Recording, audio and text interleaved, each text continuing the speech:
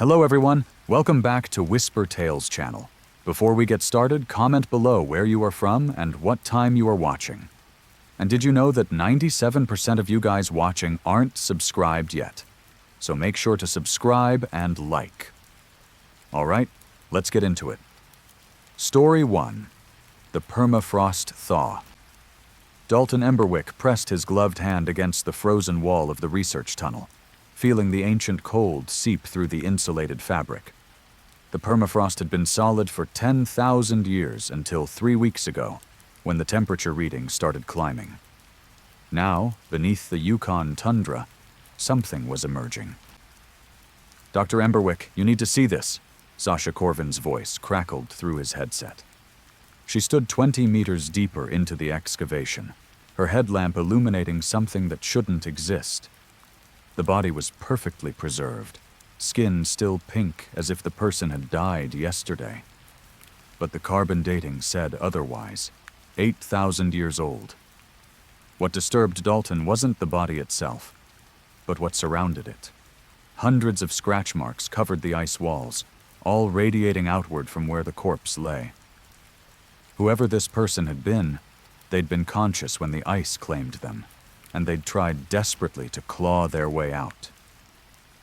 "There's more," Sasha whispered, pointing her light downward. 3 more bodies, then 5, then dozens visible through the translucent ice.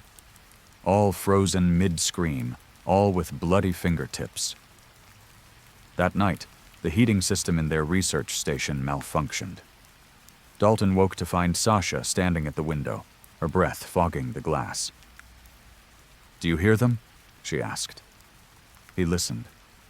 Beneath the howling Arctic wind came another sound, scratching, scraping, the sound of fingernails on ice. It was coming from below the station, from the permafrost that had started to crack. The next morning, they found the source of the heating malfunction. Someone had sabotaged it, turning it up to maximum. When Dalton confronted Sasha, she smiled, with teeth that seemed too sharp. "They whispered to me," she said. "They told me how to help them thaw. They've been waiting so long, Dalton, waiting to finish what they started." She lunged at him with a geological hammer, her eyes completely black. Dalton barely escaped, locking himself in the communications room. Through the window, he watched as Sasha returned to the excavation tunnel. The scratching grew louder, more insistent. By the time the rescue team arrived 3 days later, the permafrost had thawed completely around the excavation site. They found Dalton barely alive, his fingernails torn off, scratch marks covering the communications room door. He kept repeating the same thing. "They're awake now. All of them are awake." Sasha Corvin was never found. Neither were the bodies from the excavation. But in the months that followed, reports started coming in from across the Arctic. Researchers going mad, scratching at walls, speaking in languages dead for millennia. And the permafrost kept thawing. Story 2. The Passengers of the Confederation Bridge. The Confederation Bridge connects Prince Edward Island to New Brunswick, spanning the Northumberland Strait for nearly 13 kilometers. It's one of the longest bridges over ice-covered waters in the world, and according to reports that Transport Canada refuses to acknowledge, it's haunted by passengers who never reached the other side. Autumn Vance drove a transport truck across the Confederation Bridge 3 times a week, hauling goods between New Brunswick and PEI. She'd made the crossing hundreds of times over 5 years and knew every kilometer of the bridge intimately. But in November 2023, she had an experience that made her refuse to ever cross the bridge again. It was 2 a.m., a weeknight with light traffic. Autumn was eastbound, heading toward PEI, alone in her cab with only her CB radio for company. The bridge was empty ahead of her, its lights creating pools of illumination in the darkness, the ocean invisible below. About halfway across, she noticed a figure standing on the pedestrian walkway. This was unusual. The bridge had no pedestrian access, and it was the middle of the night in November. but there was definitely someone there, standing at the railing, looking out towards the water. Autumn slowed her truck, concerned. Was this person in trouble? Contemplating suicide? She grabbed her CB radio to report it, but before she could key the mic, the figure turned to look at her. It was a woman in a summer dress, her hair blowing in wind that shouldn't exist in the enclosed pedestrian section. And she was soaking wet, water streaming from her clothes and hair. Autumn's truck passed the figure, and she watched in her mirror as the woman turned to watch her go, still dripping, still standing where no one should be. Autumn reported it immediately, calling the bridge authority and the RCMP. They checked the bridge's security cameras and found nothing. No person on the walkway. No evidence anyone had been there. Maybe the cameras missed her, Autumn insisted. But I saw her, clear as day. A woman in a summer dress, dripping wet, standing on the pedestrian walkway in the middle of the night.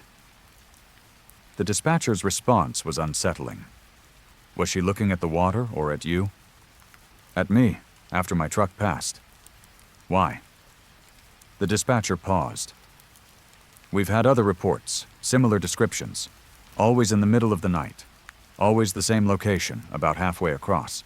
The figure is always wet, always wearing summer clothing in winter, and always turns to watch the reporting driver after they've passed. Autumn learned she wasn't alone.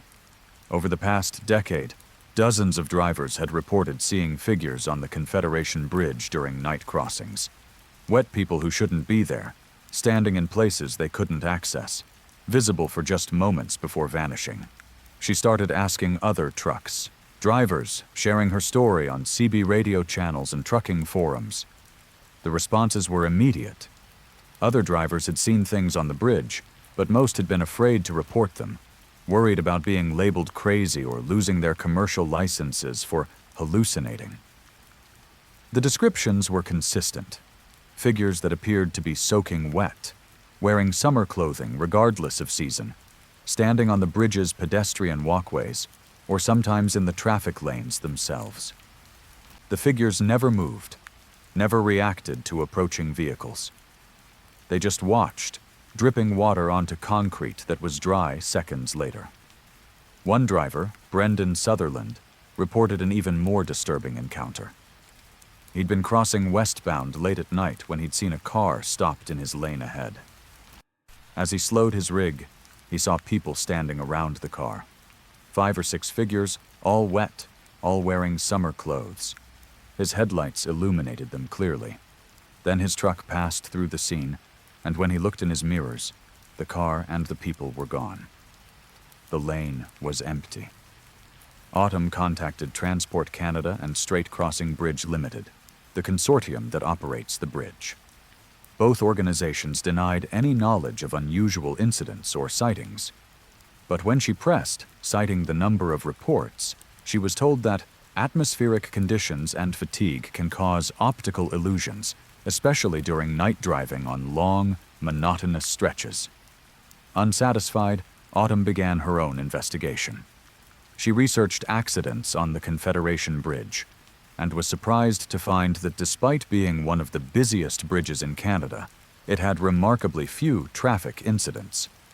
Only 3 fatal accidents had occurred on the bridge since it opened in 1997. But those 3 accidents had something in common. All occurred in summer. All involved vehicles going off the bridge into the water, and all the victims' bodies were never fully recovered. The Northumberland Strait had strong currents and cold water. Bodies that went into the strait often disappeared. Autumn found the details of each accident.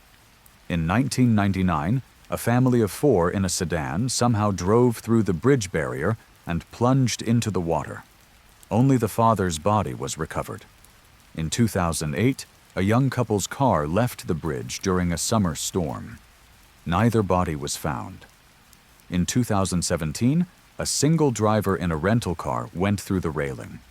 The body recovered 3 days later, but the coroner's report noted the victim showed signs of prolonged submersion inconsistent with the timeline.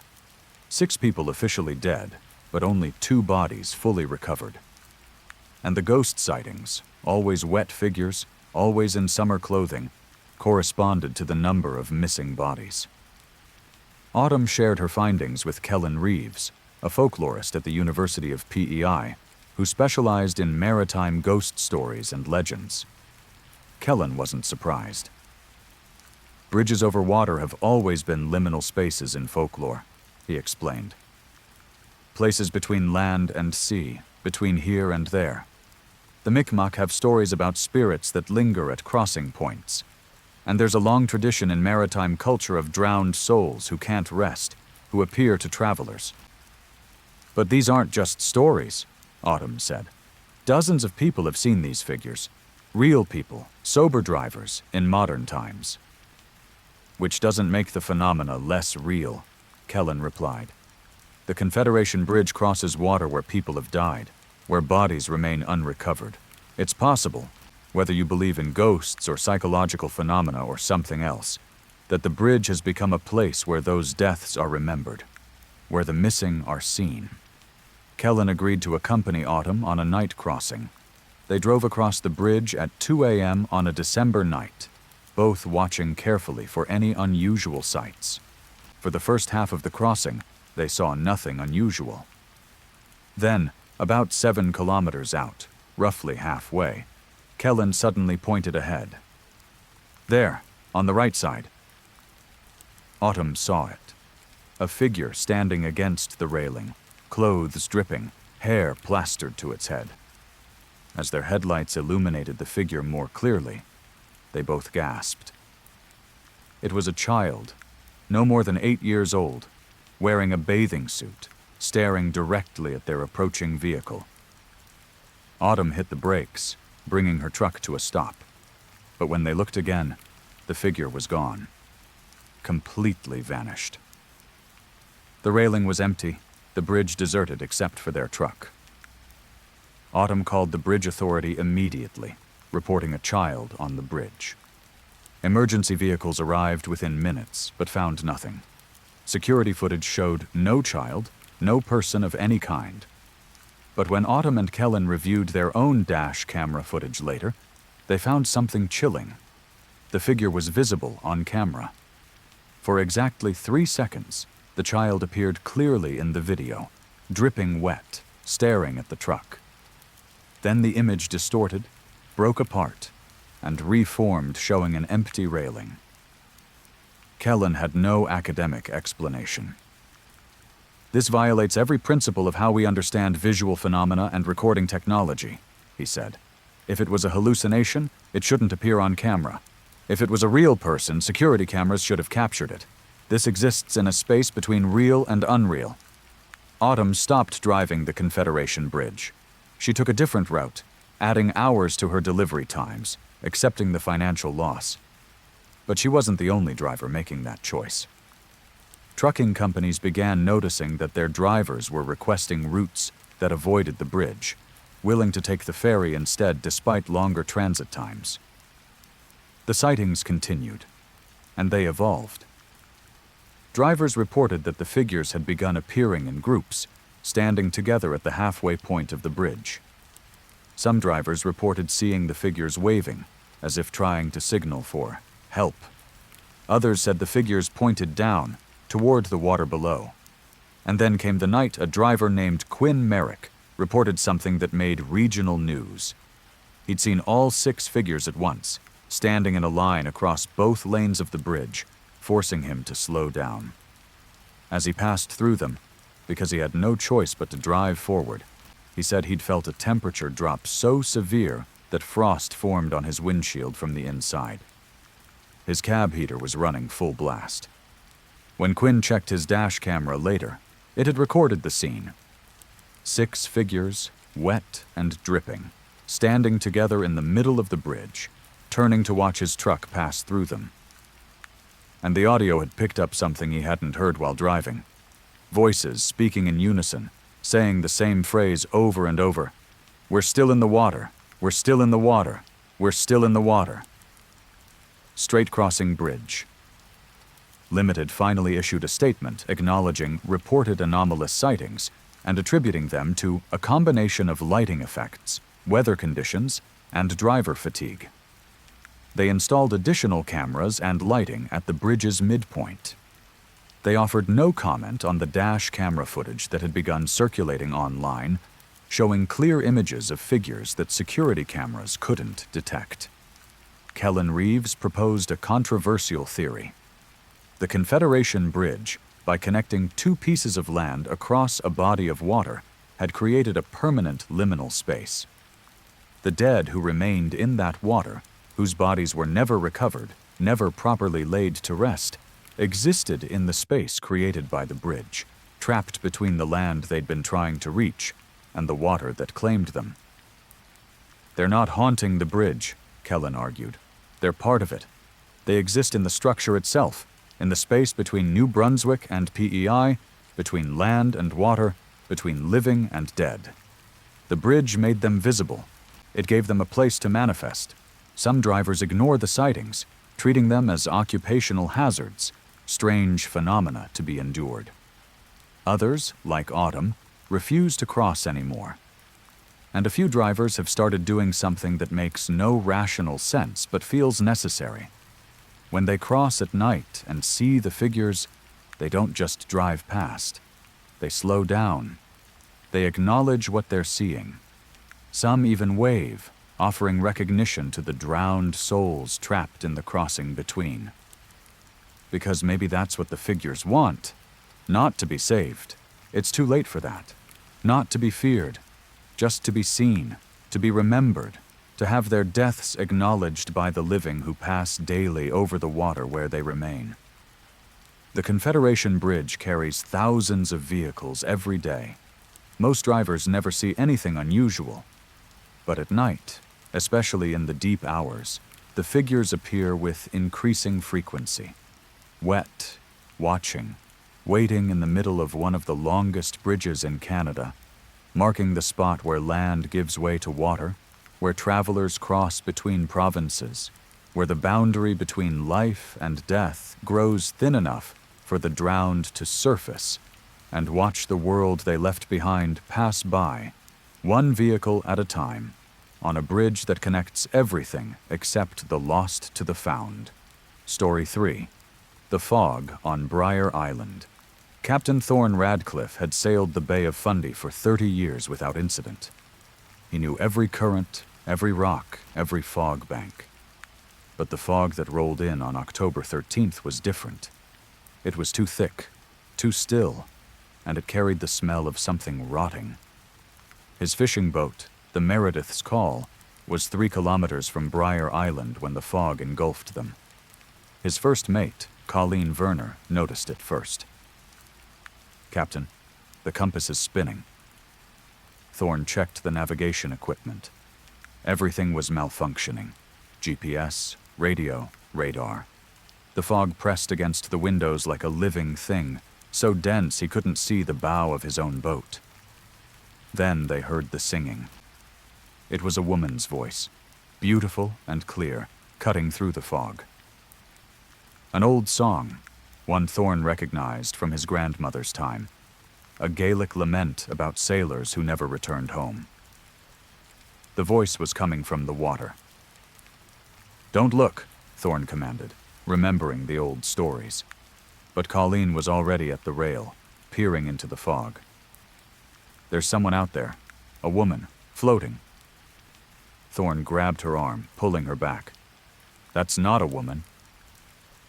The singing grew louder, multiplying.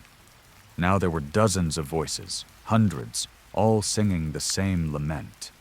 Shapes moved in the fog, pale forms circling the boat. Hands, or things that looked like hands, reached up from the water, grasping at the hull. The engine died. The Meredith's Call drifted, caught in a current that shouldn't exist. The fog parted slightly, revealing land ahead. But it wasn't Briar Island. The coastline was wrong, the trees were wrong, everything was wrong. Colleen screamed. People lined the shore, dozens of them, all wearing clothes from different eras. 19th century fishing gear, 1950s oilskins, modern survival suits. They stood perfectly still, staring at the boat with empty eyes, and they were all singing. "Those are the lost ones," Thorne whispered. "Every sailor who disappeared in these waters." The boat scraped against rocks, grounding itself on the impossible shore. The singing stopped. The figures began walking toward the boat, moving in unison, their mouths still open in silent song. Thorne made a decision born of desperation. He grabbed the emergency flares and set fire to the deck fuel. "Jump!" he yelled to Colleen. They dove into the icy water as the Meredith's call erupted in flames. The cold bit deep, but they swam, away from the shore, away from the reaching hands. The fog seemed to resist them, thickening like syrup. Thorne's lungs burned. Just when he thought he couldn't swim another stroke, the fog suddenly released them. They broke the surface in normal water under normal sky. The sun was shining. A fishing boat from Westport spotted them within the hour. When asked what happened, Thorne said they'd hit rocks in the fog. The rescue crew found debris from the Meredith's call scattered across normal waters. But Colleen never spoke again. She stares at the ocean now from her room at the psychiatric facility in Yarmouth, her lips moving soundlessly. The doctors say she's trying to sing, repeating the same Gaelic lament over and over. And sometimes, when the fog rolls in thick over the Bay of Fundy, Thorne hears it too. Dozens of voices singing in the darkness, calling him back to that impossible shore where all the lost sailors wait. Story 4. The grain elevator in Moose Jaw. Sylvie Beaumont took the night security job at the abandoned grain elevator because she needed the money and wasn't afraid of old buildings. The massive concrete structure had been empty since 1997, slowly decaying on the outskirts of Moose Jaw. Her job was simple. Walk through once per shift, make sure no one had broken in, write a report. The first night was uneventful. The second night, she noticed something odd. The elevator had 7 floors, but her flashlight beam seemed to reveal an 8th floor that shouldn't exist. When she checked the building plans, there were definitely only 7. Curiosity pulled her upward. The wooden stairs creaked under her weight as she climbed past the 7th floor to a door she hadn't seen before. It was painted black, unmarked except for a small window at eye level, covered with newspaper from inside. The date visible on the yellowed paper was July 15th, 1953. Sylvie tried the handle. Locked. But through a gap in the newspaper, she could see into the room. It was an office, perfectly preserved, as if someone had just stepped out for lunch 70 years ago. A desk, a chair, a calendar still showing July 1953. And covering every wall, floor to ceiling, were photographs. Hundreds of faces staring out at her. Men, women, children, all with the same expression, mouths open in silent screams. Sylvie felt her blood go cold. She recognized some of the faces from town history books, people who'd gone missing over the decades. She fumbled for her phone to take pictures, but it wouldn't work. The battery was full, but the screen remained black. Behind her, she heard footsteps climbing the stairs. Slow, deliberate steps. But she'd locked the ground floor door behind her. No one else should be in the building. The footsteps stopped just below her position. Sylvie held her breath, pointing her flashlight down the stairwell. Nothing. But she could feel someone watching her, could hear breathing that wasn't her own. A voice spoke from the darkness, flat and emotionless. "You saw the room." Sylvie ran. She fled down the stairs, past the 7th floor, the 6th, taking steps 3 at a time. The footsteps followed, matching her pace exactly. She burst through the ground floor exit into the parking lot, gasping for air. Her supervisor, Henrik Larson, arrived an hour later. "I need to quit," Sylvie told him, explaining what she'd seen. Henrik's face went pale. "What room? There's no 8th floor." He pulled out the building plans, spreading them on the hood of his truck. 7 floors, just as he'd said. But Sylvie had been there. She'd seen the door, the window, the photographs. Henrik agreed to check, grabbing a flashlight and heading inside. Sylvie waited in the parking lot, watching the windows. She saw Henrik's light climbing upward, reaching the 7th floor. Then the light stopped moving. It remained stationary for 5 minutes. 10. Sylvie called his cell phone. It rang from inside the building, echoing through the empty structure, but no one answered. She called the police. When they arrived, they found Henrik on the 7th floor, sitting in an empty corner, staring at the wall. His eyes were wide, unblinking. He wouldn't respond to questions, wouldn't move. The paramedics said he was catatonic. But Sylvie saw what the police didn't notice. In Henrik's jacket pocket was a photograph, its edges yellowed with age. It showed an office, the same office she'd seen through the black door. But this photo included one more detail. A man sitting at the desk, wearing a suit from the 1950s, smiling at the camera. And on the wall behind him, barely visible, was a photograph of Henrik Larsson, mouth open in a silent scream. The grain elevator was demolished 3 weeks later, torn down ahead of schedule. The demolition crew reported strange things. Rooms that appeared and disappeared, stairwells that led nowhere, and worst of all, the discovery of a black door on the 8th floor that couldn't exist. When they opened it, the room was empty, except for hundreds of photographs covering the walls. The photographs were taken to the police station as evidence. But overnight, new faces appeared in them. Faces of the demolition crew members, all screaming silently. By morning, 3 of those crew members had vanished. They were never found. Sylvie left Moose Jaw the day after the demolition. She drives for a living now, never staying in one place too long. But sometimes, when she's alone on the prairie highways at night, she checks her rearview mirror and sees a black door standing in the middle of the empty road behind her, growing closer each time she looks. Story 5. The research station on Ellesmere Island. Dr. Petra Volkov had been stationed at the Arctic Research Facility for 3 months when the sun finally set. The last sunset wouldn't come for another 4 months. The polar night had begun. 6 researchers isolated on Ellesmere Island, studying climate patterns, surrounded by nothing but ice and darkness. The problem started with the supplies. Items went missing: food, batteries, clothing. At first, they blamed each other. Small tensions grew into arguments. But then Malcolm Pritchard set up motion-activated cameras in the storage room. The footage showed nothing taking the supplies. The items simply vanished between frames. "Equipment malfunction," Malcolm said, but his voice lacked conviction. The second incident was worse. Astrid Chen woke up screaming, claiming something had been standing over her bed, breathing on her face. When they checked her room, they found frost patterns on the ceiling directly above her bunk. But the heating system was working perfectly. The patterns formed words in a language none of them recognized. Dr. Volkov photographed the frost and sent it to linguistic experts. The response came back 3 days later.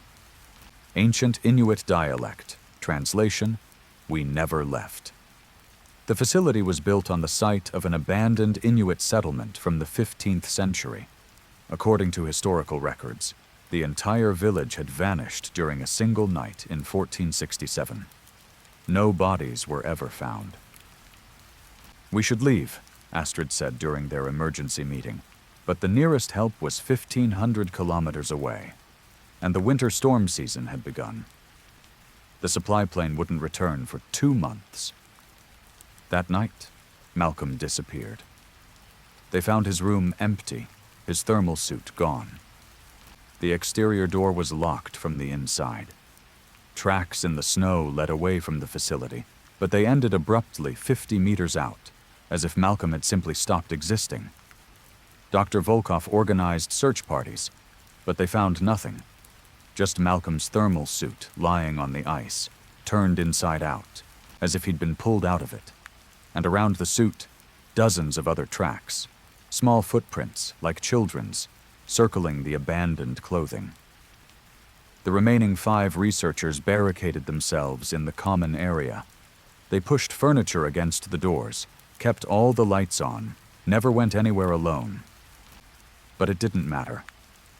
One by one, they started hearing voices, whispers in that ancient Inuit dialect, coming from the ventilation system, from the walls, from inside their own heads. Yuki Tanaka was next. He was standing guard while the others slept when they heard him scream. By the time they reached him, he was gone. The only trace was his journal, open to the last entry. They're not ghosts. They're something older, something that lived in the ice long before humans came. The Inuit disturbed them. We disturbed them. They don't kill us. They take us somewhere else, somewhere cold, somewhere... The entry ended in a scrawl. Dr. Volkov made the decision to risk the storm. They would attempt to reach the emergency shelter 12 kilometers away. 3 of them left at dawn.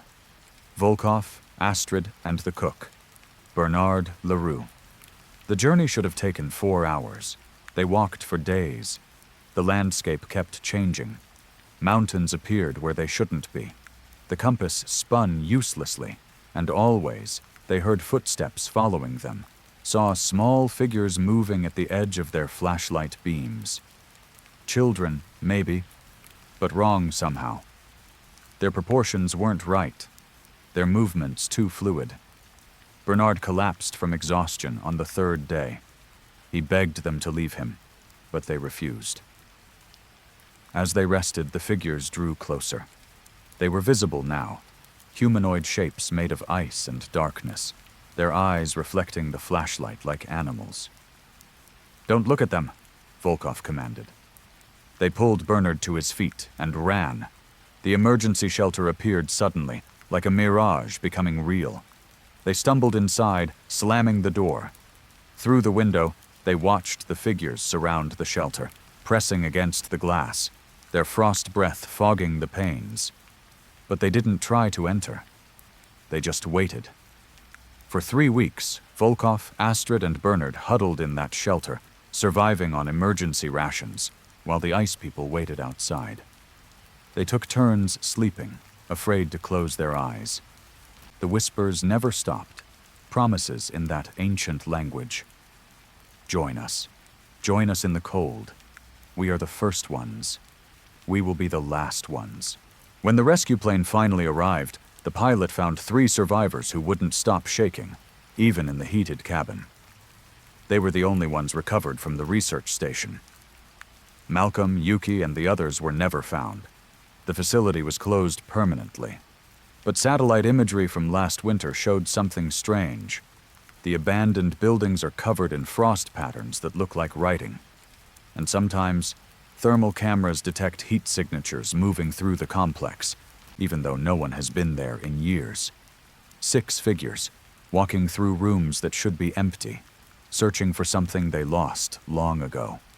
Story 6. The Basement in Toronto. Octavia Mansfield bought the Victorian house in Cabbagetown for half its market value. The real estate agent, Desmond Quill, had been suspiciously eager to close the sale. "Needs work," he'd said, "but the bones are good." The bones were fine. It was what lay beneath them that was wrong. Octavia noticed the smell first. Decay, but not quite. More like the scent of earth that hadn't seen air in a very long time. It came from the basement door, which she found locked with a padlock that looked brand new despite the house being empty for 3 years. She cut the lock with bolt cutters. The basement stairs descended farther than they should, given the house's foundation depth. She counted 30 steps, then 40, her flashlight beam swallowed by darkness that seemed too thick. The basement was vast, extending far beyond the house's footprint, Brick pillars supported a ceiling lost in shadows, and covering every surface, walls, floor, ceiling, were carved symbols, thousands of them, each about 6 inches high, carved deep into the old stone. Octavia ran her fingers over the nearest symbol. It was warm to the touch, almost pulsing. She pulled back, startled. None of the symbols were repeated. Each one was unique, intricate, deliberate. A sound echoed through the basement, scraping, like stone grinding against stone. Octavia spun around, but she was alone. The scraping continued, rhythmic, coming from deeper in the basement. She should have left, should have run back up those impossible stairs. Instead, she followed the sound. The basement stretched for what felt like blocks. She passed under the neighboring houses, under the street, under the entire neighborhood. The pillars grew thicker, older, the brick giving way to rougher stone. And the symbols changed, becoming more complex, more disturbing. They started to resemble human forms, contorted in agony. The scraping sound led her to a wall. But this wasn't a wall. It was a door, 12 feet high and 8 feet wide, made of solid granite. Fresh chisel marks scarred its surface. Someone had been carving new symbols onto it, and recently. A chisel and hammer lay on the ground, next to a camping lantern that still glowed faintly.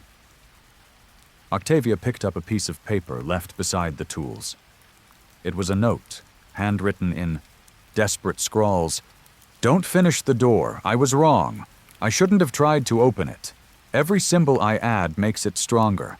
I can hear what's on the other side. It's been waiting since before the city existed. Please don't." The note ended abruptly in a smear of what looked like blood. The scraping sound came again, but this time from behind the door. Something was carving symbols from the other side, matching the patterns on this side, completing a circuit that had been broken for centuries. Octavia ran. She fled through that impossible basement, past the pillars, past the symbols, up the stairs that seemed to go on forever. She burst into her kitchen, gasping, and slammed the basement door. Only then did she notice her hands. They were covered in stone dust and something else. Symbols had been carved into her palms, deep enough to draw blood. She didn't remember doing it. That night, she heard the scraping. It came from below, rhythmic and relentless. She tried to ignore it, tried earplugs, tried music. Nothing worked. The sound was inside her head now, accompanied by whispers in a language that predated words. By morning, she'd carved 3 new symbols on her bedroom wall. She had no memory of doing it, but her fingernails were broken and bloody. The symbols matched the ones on the door below. Octavia called Desmond Quill. "You knew," she said. "You knew what was down there." His voice was tired. 17 families have owned that house since 1847. All of them heard the scraping. All of them added symbols to the door. We keep hoping someone will stop, but the compulsion is too strong. I'm sorry. I thought maybe you'd be different. What happens when the door is finished?" Silence on the line. Then, "The city archives have records from the Anishinaabe people who lived here before Toronto was founded. They had a name for what sleeps under that ground. In their language, it means the hollow hunger. They buried it under stone and symbol magic, layers and layers of protection. But the Europeans built over it, disturbed the seals. The door is the last barrier." "How many symbols are left?" "I don't know. Maybe a dozen, maybe fewer. Every owner adds more before they—" He trailed off.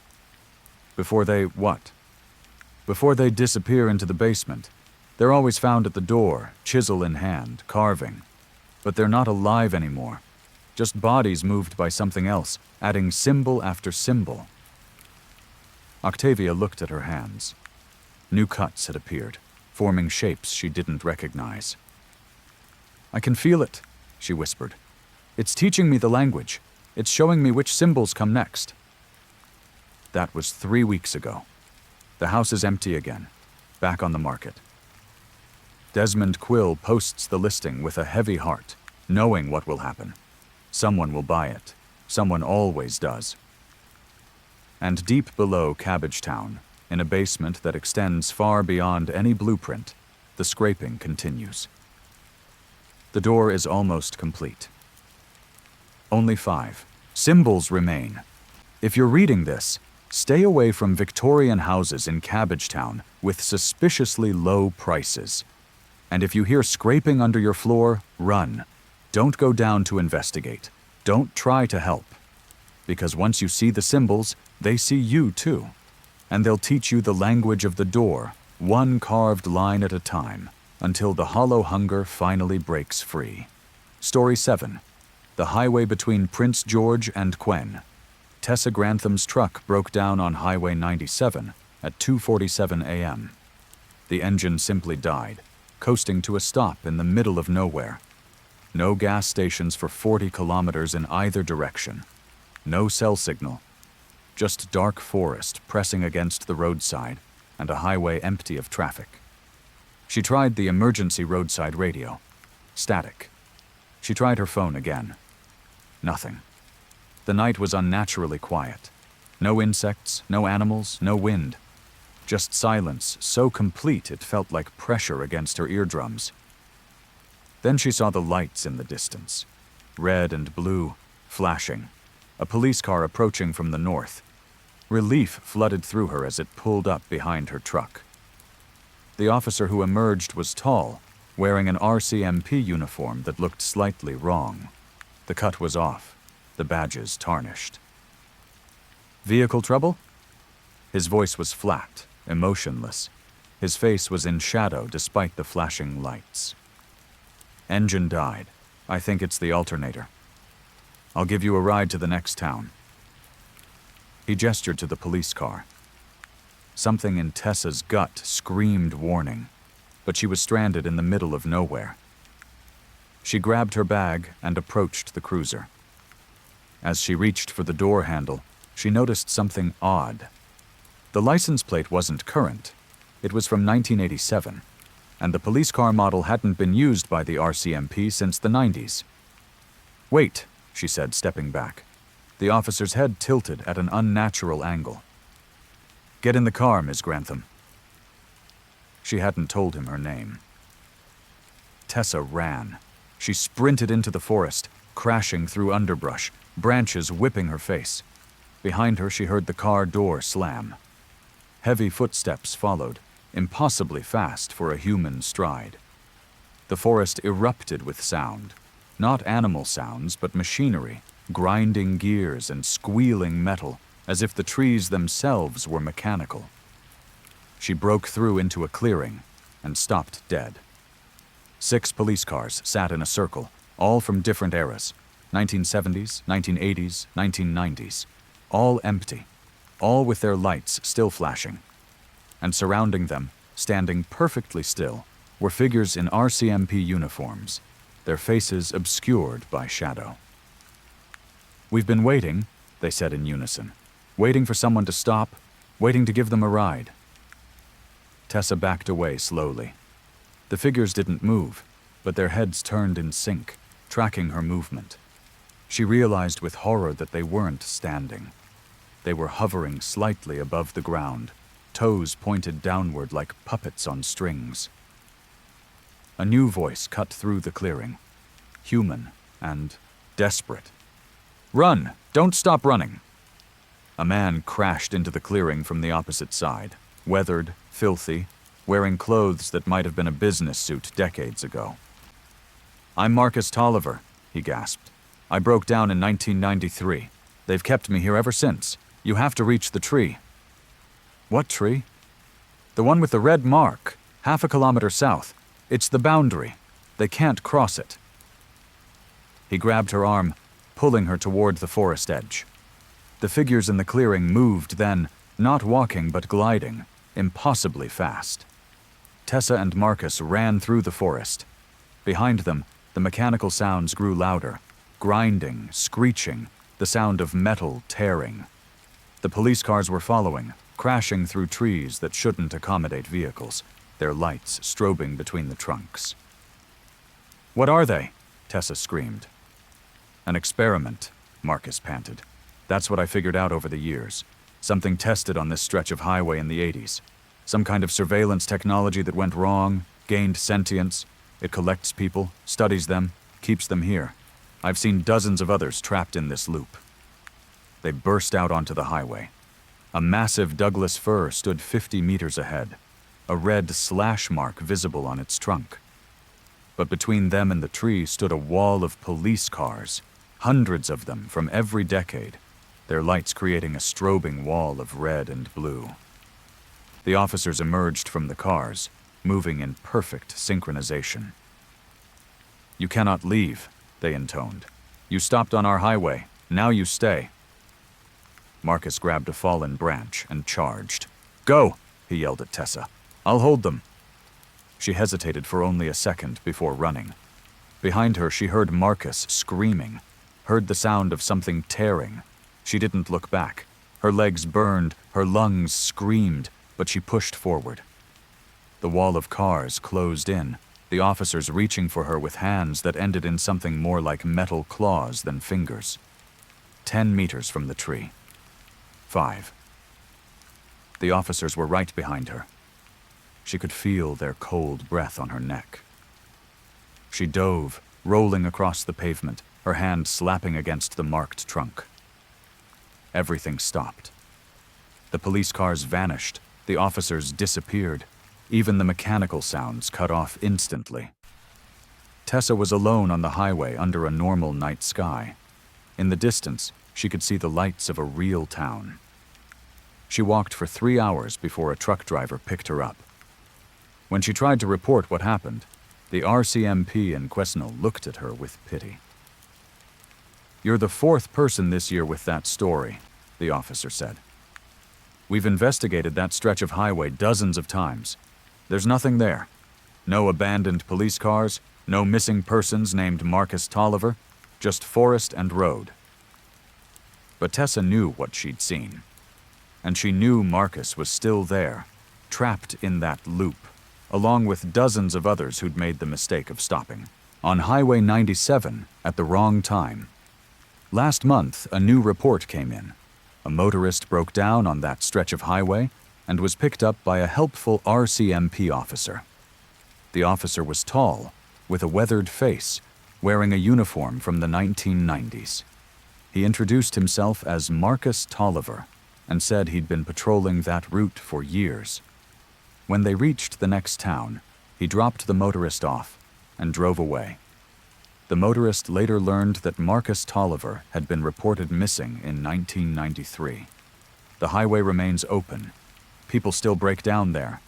And sometimes, late at night, drivers report seeing a wall of police cars in their rearview mirror, lights flashing, growing closer. The smart ones don't stop. The smart ones keep driving until they cross the tree line, where reality bleeds back in and the mechanical forest retreats into whatever dimension it emerged from. But some people stop. Some people accept rides from officers whose badges haven't been used in decades. And those people are never found, except as shadows in the periphery, forever patrolling a highway that exists in the space between what is and what shouldn't be. Story 8. The Theater in Halifax. The Neptune Theater on Argyle Street had been renovated 6 times since its construction in 1915, but the basement was always left untouched. When director Ophelia Stark insisted on converting it into a second performance space, the contractors refused. All 15 of them, from different companies, gave the same reason. Something's wrong with that basement. Ophelia was determined. She hired a demolition crew from Toronto who didn't know the building's history. They lasted 3 days before they quit. The foreman, a man named Curtis Bellamy, handed her the sledgehammer and said, "I've worked demo for 20 years. I've seen some weird stuff. But I'm not going back down there. Whatever you're doing, stop." He showed her the photos on his phone. The basement walls, once covered in plaster, now exposed bare brick. And carved into every brick, in letters so small you had to look close to see them, were names. Thousands of names, tens of thousands, covering every surface. Some names repeated hundreds of times. "We tried to remove one brick," Curtis said. "Just one. The whole building shook. And the name on that brick? It was my grandmother's name. She died in 1962. I called my mom to confirm. She'd seen a show at this theater the night she died. Heart attack in the lobby." Ophelia went down alone that night. The basement was cold, far colder than it should be. Her breath fogged in the air. She examined the names, tracing them with her fingers. Some were recent. She recognized the names of people who died in Halifax in the last few years. Others were ancient, barely legible through centuries of wear. She found a pattern. Every name had a date carved underneath, and every date corresponded to a performance night at the Neptune. For over 100 years, every time someone died in Halifax during a show, their name appeared in this basement. But some names had multiple dates, dozens of dates, and those names glowed faintly in the darkness, as if lit from within the brick. A sound echoed through the basement, applause. Faint but distinct, coming from deeper in the space. Ophelia followed it to a section of wall that felt different. The bricks here were older, predating the theater itself. They'd been part of an earlier structure, something built in the 1700s. And the names here were different, too, written in older styles, languages that hadn't been spoken in Halifax for centuries. The applause grew louder. Ophelia pressed her hand against the old wall, and it swung inward, revealing a tunnel. Not a basement tunnel, but something else. A passage that descended at a steep angle, the walls lined with those glowing names, thousands of them, creating a constellation of the dead. She should have stopped, should have run. But the applause was so inviting, so warm. She followed the tunnel down, down, deeper than the basement, deeper than the building's foundation. The air grew warmer, and she could smell something strange. Not decay, but something older. Stone and salt water, and time. The tunnel opened into a vast underground theater, carved from living rock, older than Halifax itself, older than any European settlement. The seats were natural stone formations, and they were filled. Hundreds of figures sat in the darkness, all facing a stage lit by no visible source. On stage, a performance was happening. Actors moved through scenes Ophelia didn't recognize, speaking in languages she couldn't identify. But the faces of the actors were familiar. She'd seen them on missing persons posters throughout the city. People who'd vanished over the years, all performing now in this impossible theater. The audience applauded at the end of each scene. Their hands made sound despite being translucent, barely visible. They were the names on the wall. Everyone who died during a performance, condemned to watch theater for eternity. One of the performers on stage turned and looked directly at Ophelia. It was a young man she recognized from a missing person case 6 months ago. Jeremy Castellan, a theater student who disappeared after auditions. His mouth moved, forming words. Run. The audience turned as one to look at her. The applause stopped. In the silence, Ophelia heard whispers, thousands of voices all saying the same thing. She's here. She can see us. She can join the performance. Ophelia ran. She raced back through the tunnel, the whispers following her, the names on the walls pulsing with light. Behind her, footsteps. Not quite solid, but getting closer. The ghostly audience was chasing her, reaching with translucent hands. She burst into the basement, slammed the wall section closed, but it wouldn't stay shut. It kept swinging open, revealing the tunnel, revealing the faces pressing against the darkness. Ophelia grabbed a fire extinguisher and wedged it against the wall. Then she ran upstairs and called the police. They found her in the lobby, babbling about underground theaters and carved names. They went down to the basement and found only normal walls. No names, no carvings, no secret tunnel, just old brick and plaster. They took her to the hospital, diagnosed her with exhaustion and stress. But Ophelia knows what she saw. She left Halifax, moved to Vancouver, gave up directing. Yet every night she hears the applause, faint but distinct. And sometimes, when she's alone, she sees her reflection in the mirror and notices something new, carved into the skin of her arm, so small she needs a magnifying glass to read it, is her name. Ophelia Stark. And beneath it, a date, tomorrow's date. The Neptune Theater remains open. The basement renovation was canceled. But actors report strange things, whispers during performances, the feeling of being watched from below. And every few years, someone goes missing. They're always found eventually, always in the same place. The basement, standing against the wall, their hands pressed against the bricks, their lips moving silently as if reciting lines to an invisible audience. The names keep appearing. The performance continues. And somewhere far beneath Halifax's oldest theater, in a space that shouldn't exist, the ghostly audience applauds endlessly, waiting for the next act to begin. Story 9. The Ice Fishing Shack on Lake Winnipeg. Nolan Duskwood and his brother Warren drove onto Lake Winnipeg on February 3rd, pulling their ice fishing shack behind their pickup truck. The ice was solid, 40 centimeters thick, safe enough for vehicles. They'd fished this same spot every winter for 15 years, 5 kilometers from shore, where the walleye always bit.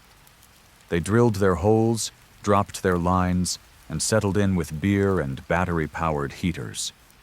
By 4 p.m., when the winter sun began its early descent, they'd caught nothing. Unusual, but not unheard of. By 6 p.m., Warren noticed something stranger. "Nolan, when did that shack show up?" 200 meters away, another ice fishing shack sat on the frozen lake. But it hadn't been there an hour ago. Nolan was certain. He'd scanned the ice in every direction when they arrived. The lake had been empty. "Someone must have driven out while we weren't paying attention," Nolan said, though he didn't believe it. The ice would have groaned under the weight of a vehicle. They would have heard it. As darkness fell, a light turned on in the other shack, a warm yellow glow in the gathering gloom. Then nothing. No sound, no movement. Just that light burning in the darkness. At 8 p.m., Warren's line got a bite. He pulled up a fish, but it was wrong. The walleye had 2 heads, both mouths working open and closed, gasping in the cold air. Warren dropped it, disgusted. It flopped on the ice, both mouths opening wider, impossibly wide, until they split the fish's body in half. "We're leaving," Nolan decided. But when they tried to start the truck, it wouldn't turn over.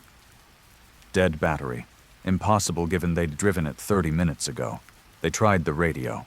Static. Nothing but white noise across every frequency. The light in the other shack went out. "Stay here," Nolan said, grabbing their emergency flashlight. "I'll check if they have jumper cables." Warren grabbed his arm. "Don't! Something's wrong about this." But they needed help, and the nearest shore was 5 kilometers across dark ice. Nolan trudged across the frozen lake, his boots crunching on snow. As he approached the shack, he noticed tracks leading to it. Boot prints, but wrong. They had too many toes, and they were spaced too far apart, as if whoever made them had an unnatural stride. The door was ajar. Nolan pushed it open. "Hello?" The interior was larger than it should be. Much larger. What should have been a small fishing shack extended back for dozens of meters, the walls receding into darkness. Ice fishing holes dotted the floor, but they were enormous, 3 meters wide, glowing from beneath with a sickly green light. And suspended above each hole, hanging from chains attached to the ceiling, were bodies. Dozens of them frozen solid, turning slowly in the still air. Nolan recognized some faces. Missing persons from Manitoba, people who'd vanished over the years while ice fishing. They all had the same expression of terror frozen onto their features. Movement in one of the holes. Something large rose from beneath the ice, breaking the surface with a splash that didn't make sound. It was vaguely humanoid, but wrong. Limbs too long, joints bending the wrong way, a face that was a smooth plane with no features except a mouth full of teeth like icicles. Nolan ran. He burst from the shack and sprinted toward his truck, screaming for Warren. Behind him, he heard the shack door slam shut. Then the sound of ice cracking, not on the surface but from beneath, spreading outward in a web of fractures. Warren was already outside, staring in horror at the ice beneath their feet. The surface was clear, transparent, and through it they could see things swimming below. Dozens of those creatures, circling, rising. "The truck!" Nolan yelled. They tried again. This time, miraculously, the engine caught. Nolan floored it, the truck fishtailing on the ice, pulling away from their fishing shack, from that impossible structure that had appeared from nowhere. In the rearview mirror, he watched as their shack collapsed through the ice, pulled down by something massive beneath the surface. They made it back to shore. Barely. The ice held, though they could hear it groaning, cracking, threatening to give way with every meter. When they finally hit solid ground, they didn't stop driving until they reached Gimli. The RCMP investigated. They found nothing. No collapsed shack, no bodies, no sign of Nolan and Warren's fishing spot. The ice was solid and untouched. When shown photographs of missing persons, Nolan identified 12 faces he'd seen hanging in that shack. All had vanished while ice fishing on Lake Winnipeg between 1998 and the present. But the authorities found no evidence. They closed the investigation, suggesting Nolan and Warren had experienced some kind of shared hallucination, possibly carbon monoxide poisoning from their heater. Nolan never went ice fishing again. Warren moved to BC, as far from frozen lakes as he could get. But every winter, when Lake Winnipeg freezes over, people report strange things. Fishing shacks that appear and disappear, lights moving beneath the ice, and sometimes fishermen drilling holes hear sounds from below.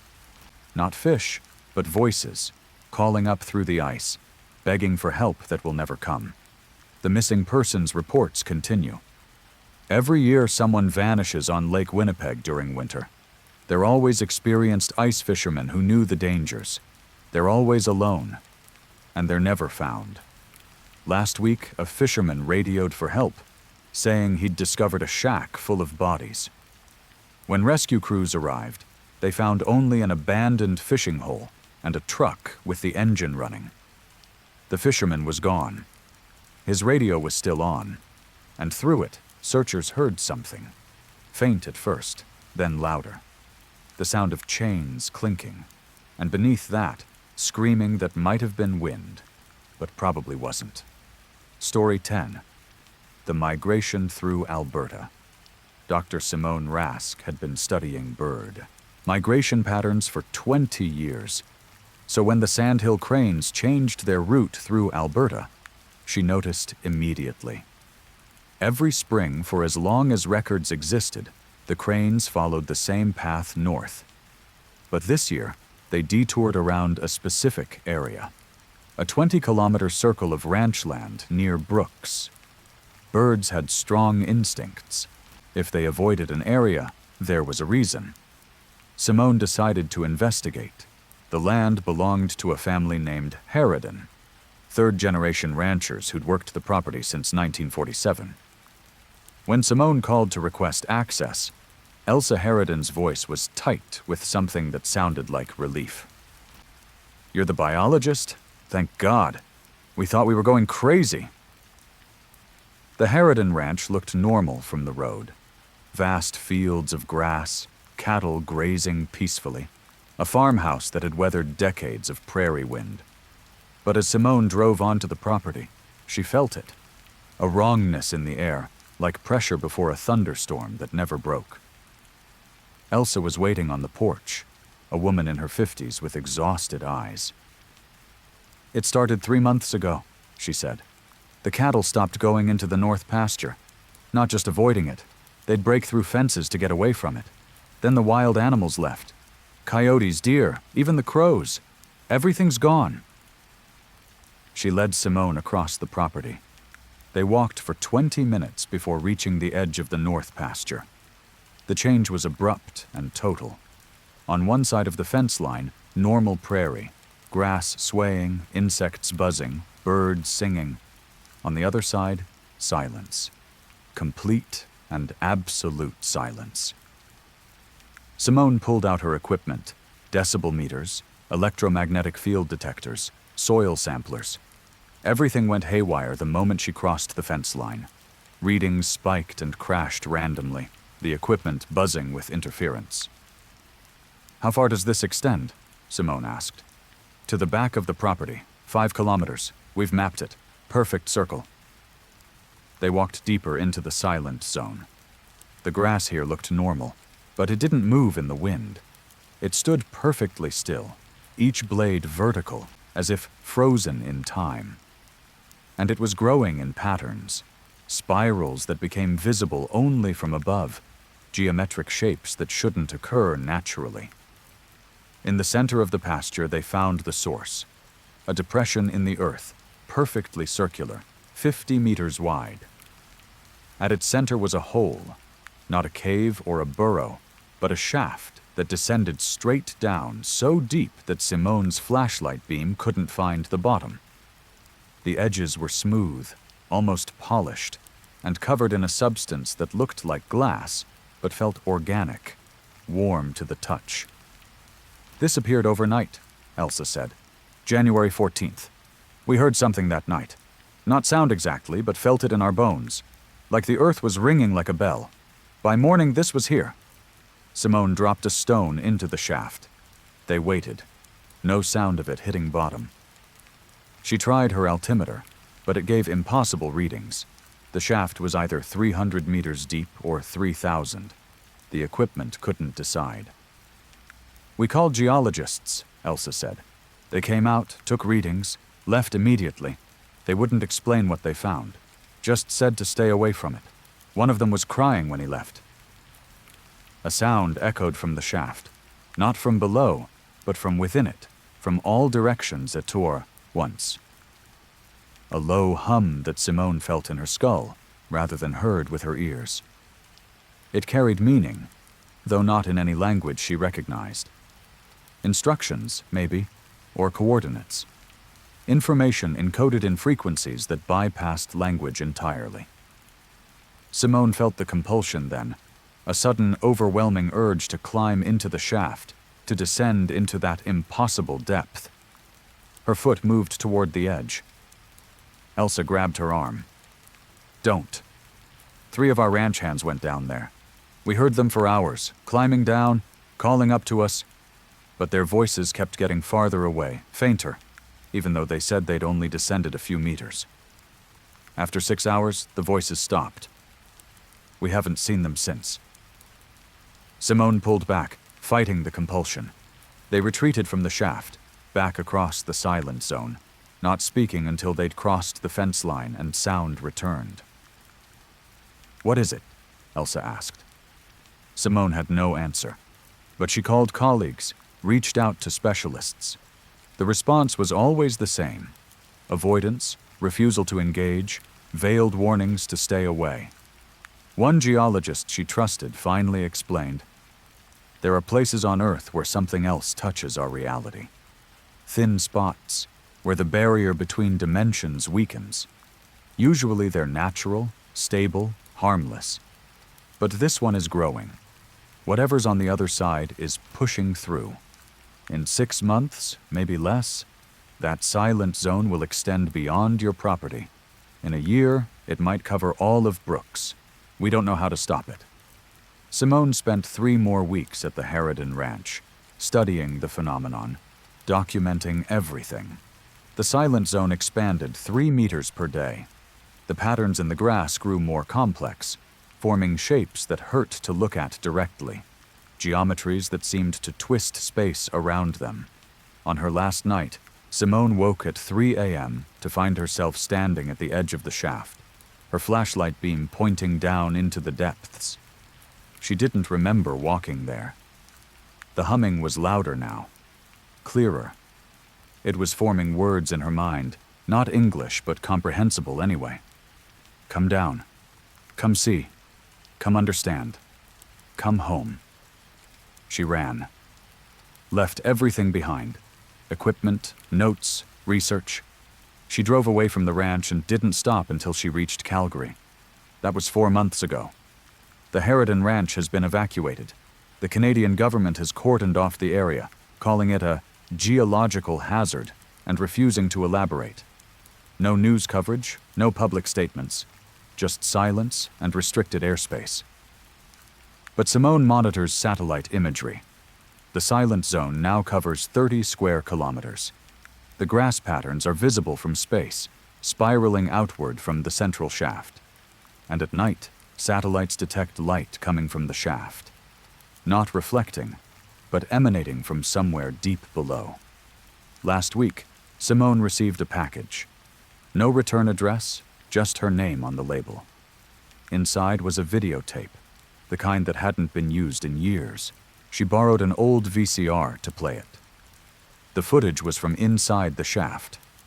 Someone, one of the missing ranch hands maybe, had descended with a camera. The walls were lined with that strange glass-like substance, glowing with bioluminescence. The descent went on for minutes, hours maybe, the timestamp broken. And at the bottom was something that Simone's mind refused to process. A space larger than the shaft should contain, filled with structures that defied physics, and things moving through them. Things with too many limbs, too many angles, existing in more dimensions than 3. The camera turned to show the person holding it. It was Elsa Harridan. But wrong.